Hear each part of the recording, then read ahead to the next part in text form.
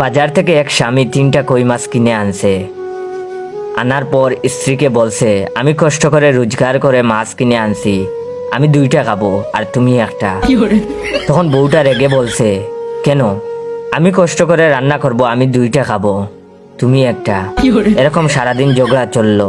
শেষে স্বামীটা বলছে, শুনো, এক কাজ করি, দুজনে এই কথা বন্ধ করে থাকি, যে আগে কথা বলবে সে একটা খাবে, আর যে পরে কথা বলবে সে 2টা খাবে।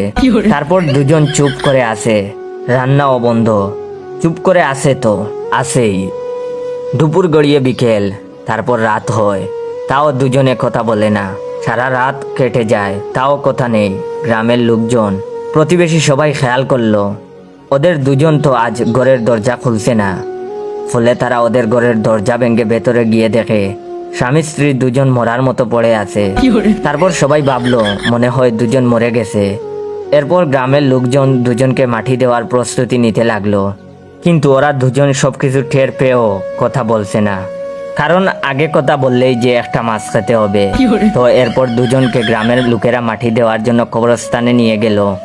তখন সন্ধ্যাবেলা যখন দুজন দেখলো যে সত্যিই তো মাটি দিতে যাচ্ছে, তখন স্বামীটা চিৎকার করে বলে উঠল, ওগো, আমি একটা খাবো, তুমি বরং 2টা খাও।